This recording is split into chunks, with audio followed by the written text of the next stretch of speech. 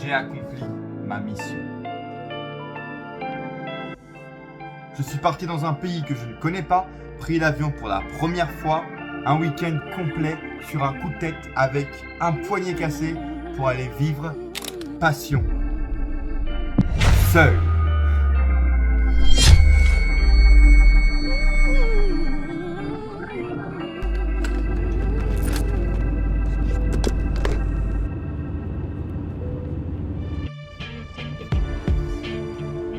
So this match is scheduled for 1.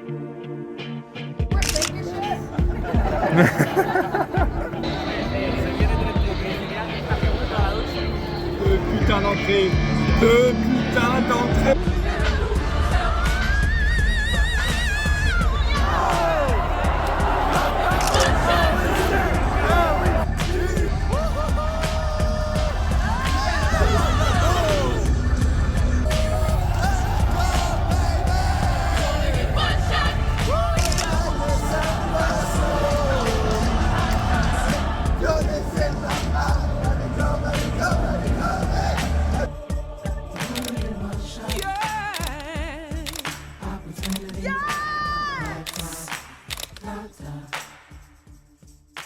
Bon sang que ce week-end a été chargé en émotions aussi vives les unes que les autres. Mais quel week-end de folie! Et je crois que c'est l'un des plus mémorables week-ends de ma vie. Et l'un des plus beaux week-ends en tant que fan de catch. Je me suis tout simplement remémoré les jours avant de partir, le week-end, le moment où je suis rentré dans le stade. Ouais, mec, ça fait des années. Tu étais là devant ton ordi à vivre les choses. Je vous ai filmé des vidéos réactions du Royal Rumble, de WrestleMania, à réagir devant mon ordinateur, à crier, à vouloir sauter de joie, applaudir, vivre avec les gens l'ambiance d'un moment historique dans un match, dans un show de catch. Depuis des années, je repensais à ces moments. Et là, je suis rentré dans le stade, j'ai fait c'est bon. Je peux vivre ce moment en direct dans le plus grand pay-per-view de l'histoire du catch. Donc vous imaginez bien que la première réaction que je vais vous partager concernant ce week-end,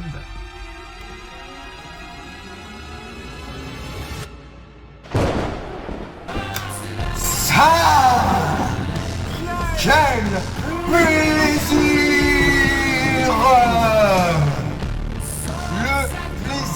Complet.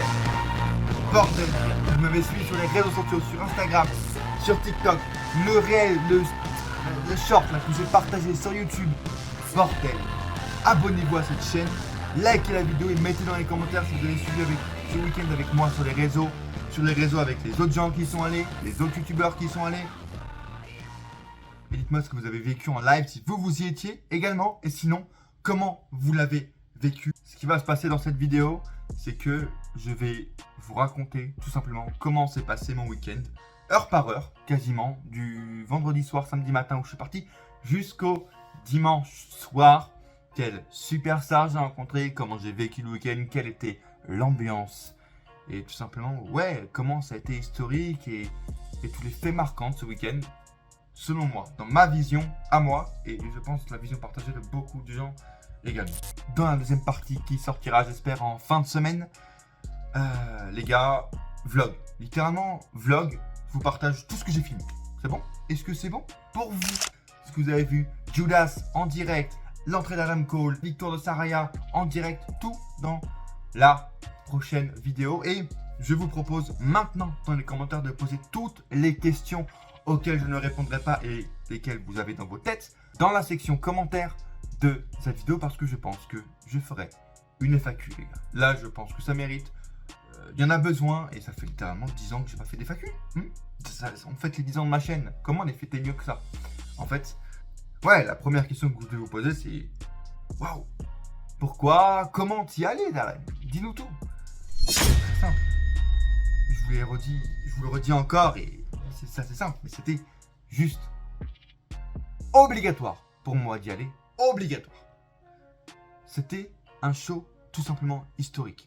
Ça a été tellement long pour qu'on ait un pay-per-view en Europe. On a eu Clash at the Castle l'année dernière, j'ai pas pu y aller. J'ai 22 piges, j'ai peut-être pas mon passeport qui vient et j'ai vraiment eu raison parce que c'était aussi le fait d'être entouré de tous les gens qui sont dans le même mood que toi, dans le même univers que toi. Voir autant de t-shirts de catch, de mecs fans de catch, de lancer des chants Wouh! Yeah! Ou tu vois un mec qui est là avec un t-shirt Scissor Me, et dans la rue, comme ça, le mec est là, tu passes, tu le fais Scissor Me, comme ça, devant tout le monde, dans la rue, et personne te regarde mal, les gens rigolent, il n'y a pas de gens bizarres et qui sont gênés. Mais le plaisir d'être dans un mood, en fait, c'est tellement que on a été négligé, je pense, chacun d'entre nous, durant notre enfance, nos débuts d'adolescence, en disant putain, mais mec, t'es encore fan de catch? Oh, c'est pour les gamins, oh, c'est fake. On a tellement été rabaissé pour être fan de catch durant toute notre adolescence que, pour ma part, c'est juste une vengeance d'avoir partagé tout ça sur les réseaux sociaux, d'avoir vécu ça, et de me dire ouais, les gars, vous pensez que c'est du fake? 80 000 personnes, 81 000 personnes étaient là pour voir du fake et pour vivre l'histoire. C'est bon? Là, on est dans une ville complète où les gens sont dédiés où, si vous n'êtes pas fan de catch, vous êtes bizarre. Vous! Scissor Me, alias! Wouh! Si vous avez l'occasion, les gars, d'y être l'année prochaine, ou un pay-per-view WWE, ou un autre pay-per-view, allez-y. N'ayez pas d'hésitation et de crainte. Je l'ai fait seul. J'ai eu un poignet cassé 2 semaines avant ce voyage. Début août, je me casse le poignet. Je me dis, merde, c'est raté. Première question après l'opération que je pose au chirurgien. J'ai un voyage en Angleterre dans 2 semaines. Est-ce que je peux y aller? Il m'a pas dit non, il m'a juste dit, si vous vous sentez bien. Et il m'a juste dit, si vous vous sentez bien, j'ai même pas attendu la fin de la phrase, j'ai fait, ok, j'irai. Bien sûr que oui, je me sentirais bien, les gars. C'est pas un poignet cassé qui va m'arrêter et j'ai voyagé seul. J'ai pris la première fois l'avion de toute ma vie pour du catch, les gars, seul avec un poignet cassé. Donc si ça m'a pas arrêté, si vous êtes en bonne forme, si vous êtes en vacances, si vous avez un peu de thunes, si vous avez un passeport, allez-y l'année prochaine. Ne regrettez rien et allez-y, les gars. Et le conseil que je vous donnerai, c'est l'année prochaine si vous voulez y aller. Et si vous n'avez pas votre passeport, mais maintenant, à la fin de cette vidéo, faites-le. Genre, faites la demande. Faites la demande. Parce que j'étais dans un sale mood. Car j'ai eu mon passeport 2 jours avant de pouvoir partir. J'étais en mode, j'ai pas pu réserver mon billet d'avion, j'ai pas pu réserver mon hôtel, et je n'avais encore aucune source, aucune sûreté d'aller là-bas. C'est pour ça que je n'ai parlé à aucun moment sur les réseaux avant d'être dans l'avion, puisque j'étais même pas sûr d'y aller en fait, à cause de ce passeport de merde. Et évidemment, la dernière raison qui m'a motivé à me dire ok, il faut que je prenne le billet, il y a 0 station et j'y vais, je suis fier, c'est évidemment Wyndham Rotunda.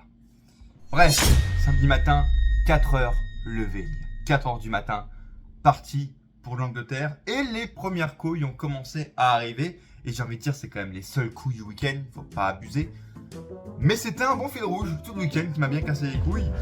Les transports, les bus, les papiers, l'avion. Pourquoi je dis ça?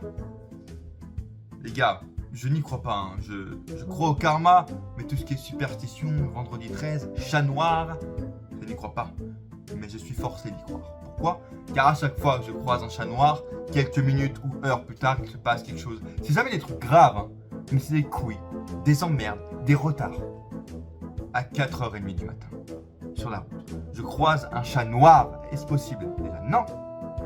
Genre, mon regard essaie de l'éviter, mais je l'ai vu. C'est trop tard. Et inconsciemment, je sais qu'il va se passer quelque chose. 5 minutes plus tard.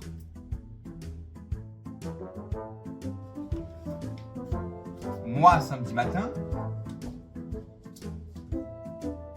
passeport. Il s'avère qu'on a dû faire l'aller-retour, mon passeport était dans ma poche, mais j'avais bien oublié mes papiers pour le check-in, l'enregistrement que j'avais fait en ligne pour gagner du temps. Oh merde! Oh c'est con ça! Le plaisir était quand même là quand j'ai pu enfin monter dans cet avion. Gars, j'étais à côté du hublot, j'ai vu l'avion décoller, te voir passer au-dessus des nuages, la sensation est incroyable. Et ça me paraît pas si tard pour beaucoup aussi, mais pour moi, genre, sans cette occasion, bah, j'aurais pas encore pris l'avion cette année, ni l'année prochaine, ni l'année d'après, tu vois, j'ai pas d'occasion de le prendre. Et c'était un truc de barge. Je ne connais pas du tout l'aéroport, je veux partir, j'ai mis 6 heures à quitter l'aéroport, c'est bon? des compagnies différentes pour prendre le car, non, pour aller prendre un ticket. Si c'est celui-là, l'autre aéroport de Paris pour... Je suis arrivé à 14h mon hôtel. Je suis arrivé à Londres, il était 7h. Arrivé enfin à Londres, je n'étais pas à côté du Wembley Stadium parce que... Kenton, alors, ville sympa, hôtel sympa, franchement si vous voulez l'adresse pour l'année prochaine, je vous la donne en MP, y a pas de problème, nickel. L'hôtel nickel, aucun problème et tout, j'avais un Subway à côté et tout, un petit truc de café, tout nickel, tu vois. Mais j'étais à 30 minutes en bus de Wembley. Et alors les bus, mon pote, je pense que je suis tombé dans le pire week-end parce que j'ai appris après que c'était le truc, la grève des transports, des bus, je sais pas quoi. T'avais le bus, il était là, il faisait le transport, il était bien, hein, c'était son arrêt et tout, sa destination. En plein milieu d'un arrêt comme ça, il s'arrête. Non, mon dernier arrêt, c'est là.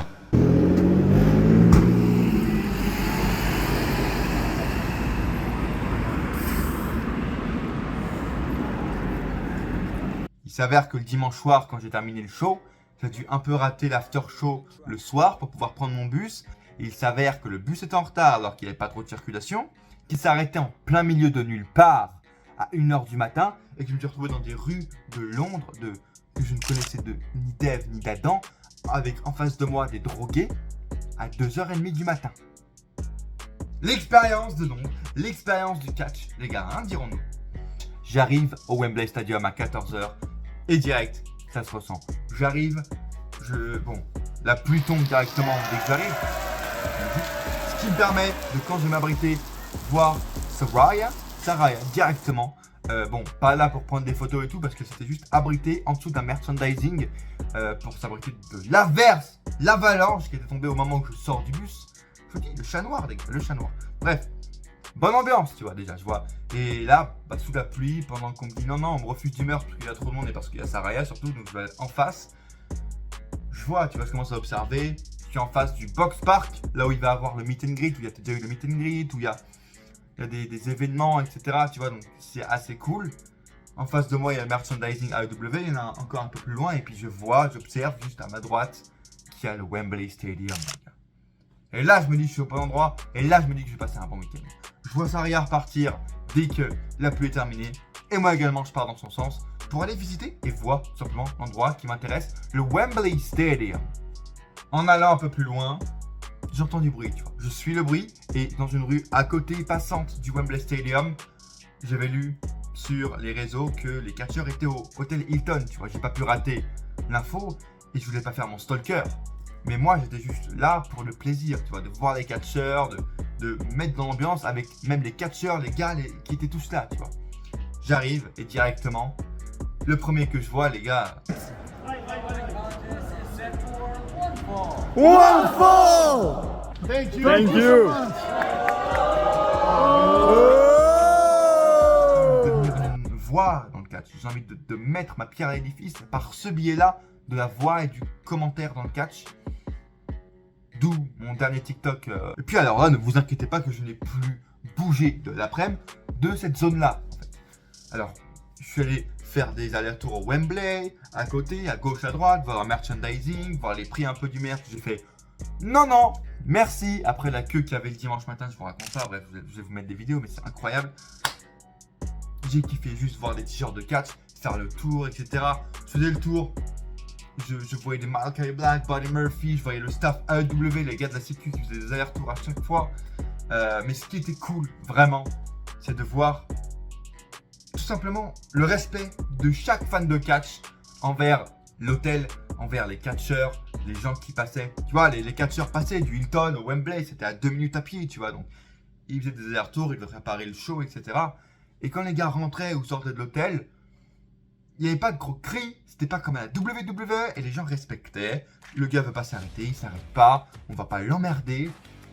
Et moi j'étais juste là, tu vois, j'observais la scène, des fois les bras croisés quand je voyais le catcheur pressé et tout. Je profitais du moment entouré de catcheurs, entouré des gens que je respecte, entouré de gens qui sont dans la même passion et dans le même mood que moi. Et on est là, on vit avec eux, tu vois. Ah, quel plaisir de pouvoir voir le Wembley Stadium, de pouvoir rencontrer les catcheurs et les personnes, tout simplement les êtres humains que j'admire. Et les gars, j'ai vu Saraya. Est-ce que je vous explique tous? C'est bon pour vous? Et ça, quel plaisir! Vous voyez ici là? C'est là où il y a la sortie des superstars de leur hôtel, etc. Ils peuvent aussi arriver de là, de ça, c'est là où on les voit, on peut prendre des photos. Et c'est respectueux, mais c'est d'un respect, c'est tellement bien. C'est-à-dire que personne ne va forcer, personne ne va faire des chants.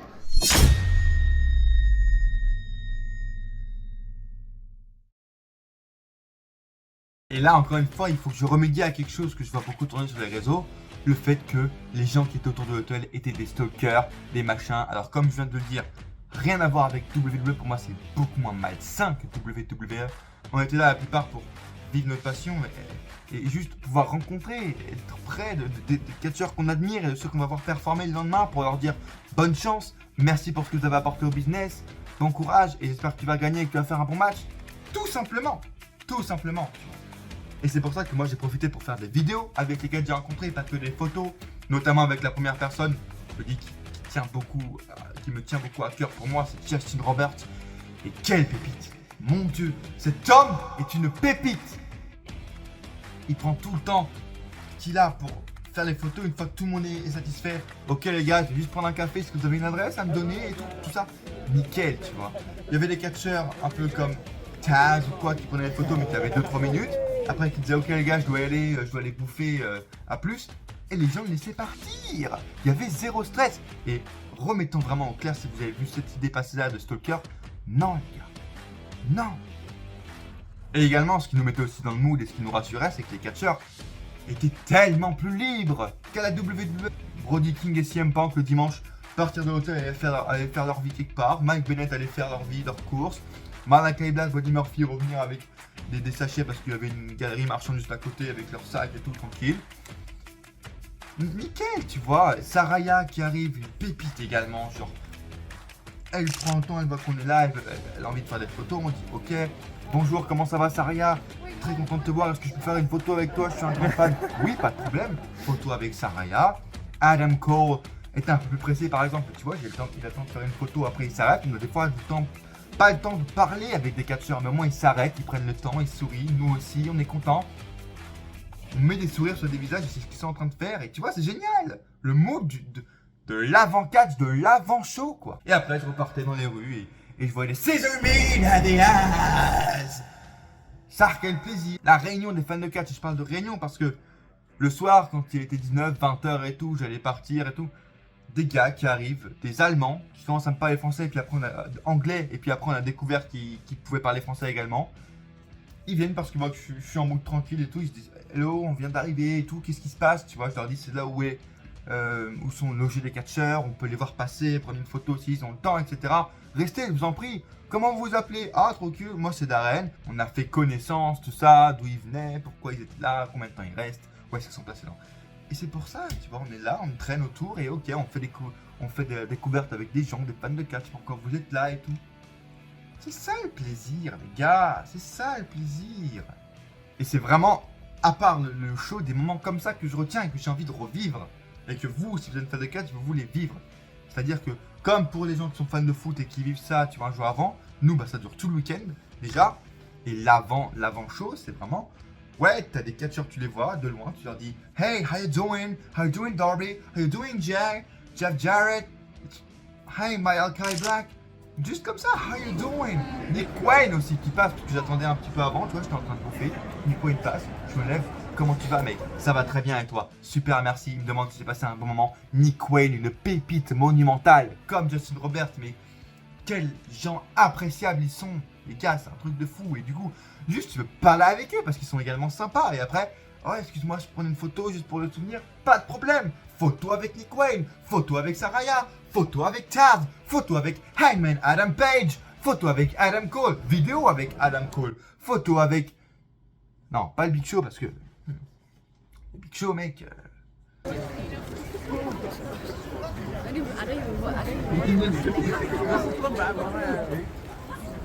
Et en attendant, bah, je bouffe un coup. Hop, hop, hop, il est 20h, je m'assois sur un banc. Je vais aller au Amazon Fresh, juste en face de moi, tester. Je vois le Big Show en sortir. Il veut marcher, tu vas pas l'empêcher de marcher, le Big Show, tu vois. Hé, haha, pourquoi vous êtes aussi petit, vous mangez pas assez? Et ouais, juste être dans le moment, c'est ça pour moi, les détails les plus importants que je retiens, tu vois. Vivre avec le catch, avec les fans, les catcheurs et l'ambiance, tu vois. En se disant, demain, on va vivre l'histoire.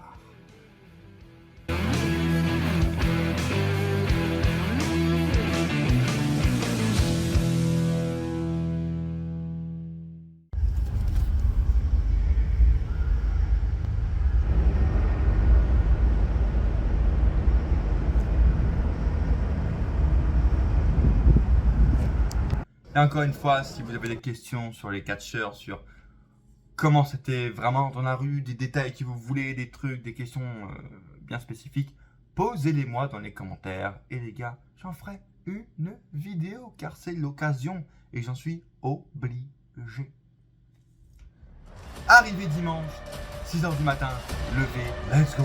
On va prendre ce putain de bus, 30 minutes.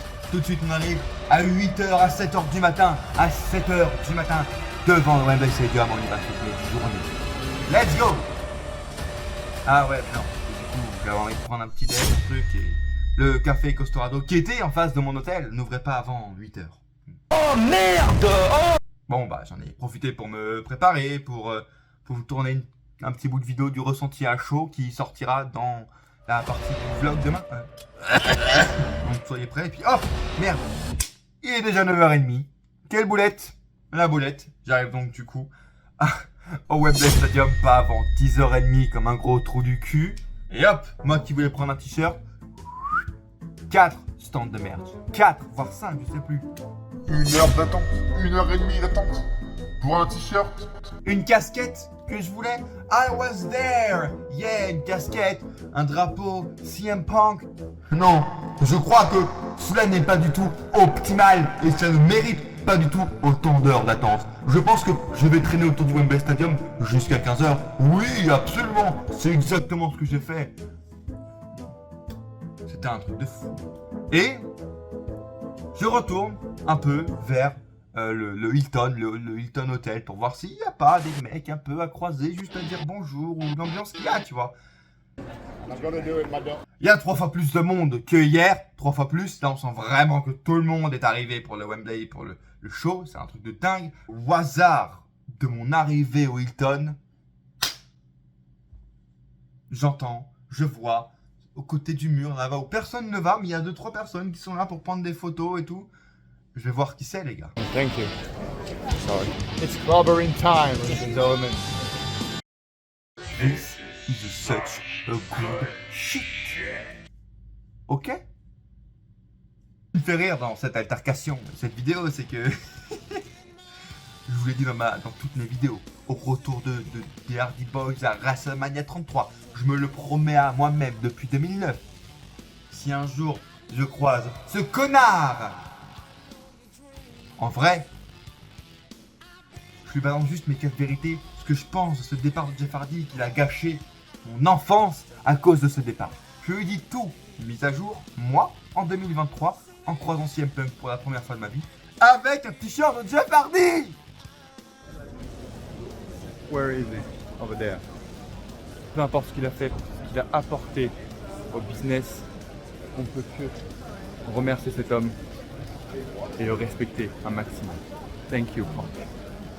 Mais quelle perte de couilles monumentale. La perte de couilles est folle.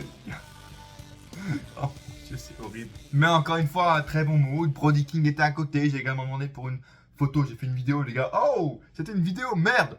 Comme CM Punk, that was a video. Yeah! That was a video, yeah! What's up, man? What's up, and you? Good? Yeah, good. That's a video. Yeah. You throw me off now. Now I know I'm stupid. Can we do it again? Mais quand j'ai rencontré tous ces catcheurs samedi et dimanche, tu vois, j'étais pas dans l'excès de faire du bruit, de gueuler, de les prendre dans mes bras et tout, parce que ils étaient là, ils étaient assez respectueux pour rester avec nous, nous donner le temps de prendre des photos avec eux, leur parler un peu, etc. Et tu vois, même si j'ai fait des vidéos, parce que je trouve que les vidéos c'est mieux que les photos, on ressent vraiment un moment et tu vois, c'est différent. J'étais pas là en mode, ah bah tiens, je vais faire une vidéo pour 30 secondes, 1 minute avec CM Punk, je vais lui demander de parler, je vais, je vais le prendre dans les bras, je vais gueuler parce que... Bon. Mais surtout que ouais, il y avait tous les gens autour, tu vois, et même moi, qui suis jamais gêné dans la vie, c'était en mode, je suis qui pour commencer à pouvoir faire une vidéo avec Justin Robert, CM Punk, gueuler, prendre mon temps par rapport aux autres, tu vois, je me sentais juste, je suis personne pour pouvoir avoir plus de temps que les autres, tu vois. Aucune gêne, aucune cringeness dans ces moments rencontres. Et là, la foule arrive de plus en plus. Une réunion de fans français se fait sur les escaliers du Wembley Stadium, avec qui encore une fois, je vais prendre une photo, mais les gars, si vous passez par là, gros big up, merci d'avoir été là, d'avoir parlé, d'avoir fait cette petite réunion, on était tous là, hyper fiers. J'ai attendu dans la file d'attente avec un Français qui venait de Bretagne. Je suis rentré dans le stade et le même Darren de 2018 qui a assisté au live event de Paris pour la première fois de sa vie était là en fait. C'est le même Darren, le même ressenti, l'admiration, la fierté, la peur, la grandeur, la joie et la hype d'être là et de se dire waouh, c'est gigantesque.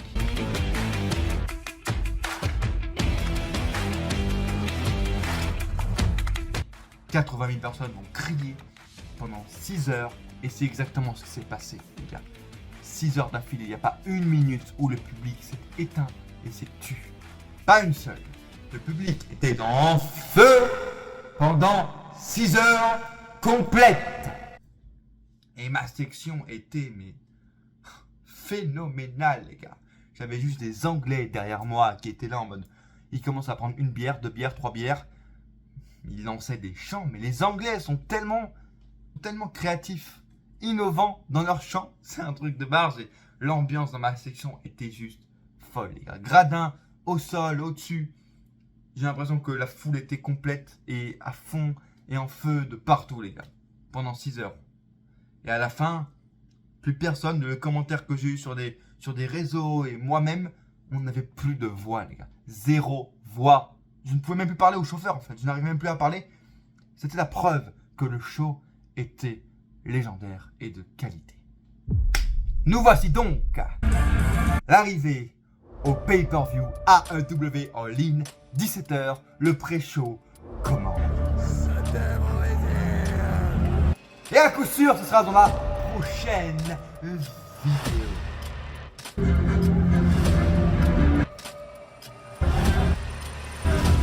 Au bar.